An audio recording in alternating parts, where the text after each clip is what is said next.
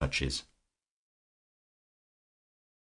Mrs. Lucas walked quickly and decisively up and down the paths as she waited for the summons to lunch, for the activity of her mind reacted on her body, making her brisk in movement. On each side of her forehead were hard, neat undulations of black hair that concealed the tips of her ears.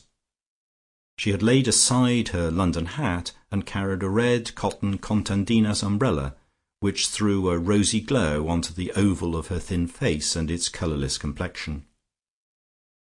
She bore the weight of her 40 years extremely lightly, and but for the droop of skin at the corners of her mouth, she might have passed as a much younger woman. Her face was otherwise unlined, and bore no trace of the ravages of emotional living, which both ages and softens. Certainly there was nothing soft about her, and very little of the signs of age, and it would have been reasonable to conjecture that 20 years later she would look but little older than she did today. For such emotions as she was victim of were the sterile and ageless emotions of art. Such desires as beset her were not connected with her affections, but her ambitions. Dynasty she had none, for she was childless, and thus her ambitions were limited to the permanence and security of her own throne as Queen of Riseholme. She really asked nothing more of life than the continuance of such harvests as she had so plenteously reaped for these last 10 years.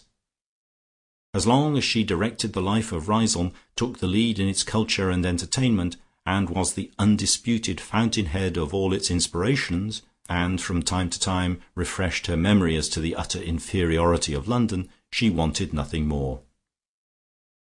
But to secure that, she dedicated all that she had of ease, leisure, and income. Being practically indefatigable, the loss of ease and leisure troubled her but little, and being in extremely comfortable circumstances, she had no need to economize in her hospitalities. She might easily look forward to enjoying an unchanging middle-aged activity, while generations of youth withered round her, and no star remotely rising had as yet threatened to dim her unrivalled effulgence.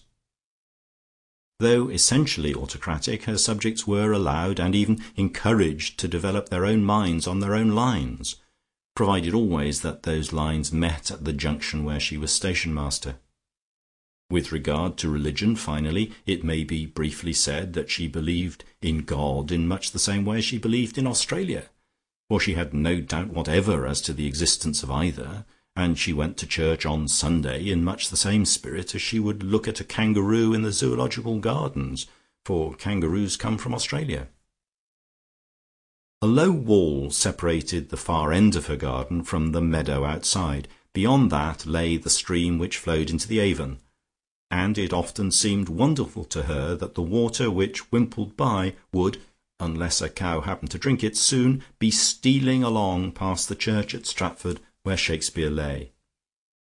Peppino had written a very moving little prose poem about it, for she had royally presented him with the idea, and had suggested a beautiful analogy between the earthly dew that refreshed the grasses and was drawn up into the fire of the sun, and thought, the spiritual dew that refreshed the mind and thereafter, rather vaguely, was drawn up into the full-orbed soul of the world.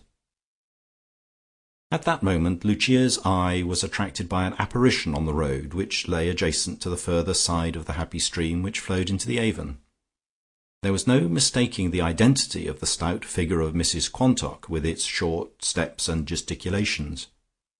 But why in the name of wonder should that Christian Scientist be walking with the draped and turbaned figure of a man with a tropical complexion and a black beard? His robe of saffron yellow, with a violently green girdle, was hitched up for ease in walking, and, unless he had chocolate-coloured stockings on, Mrs. Lucas saw human legs of the same shade. Next moment that debatable point was set at rest, for she caught sight of short pink socks in red slippers. Even as she looked, Mrs. Quantock saw her, for, owing to Christian Science, she had recaptured the quick vision of youth, and waggled her hand and kissed it, and evidently called her companion's attention, for the next moment he was salaaming to her in some stately oriental manner. There was nothing to be done for the moment except return these salutations, as she could not yell an aside to Mrs Quantock, screaming out, "Who is that Indian?" for if Mrs Quantock heard, the Indian would hear too. But as soon as she could, she turned back towards the house again, and when once the lilac bushes were between her and the road, she walked with more than her usual speed, in order to learn with the shortest possible delay from Peppino who this fresh subject of hers could be. She knew there were some Indian princes in London.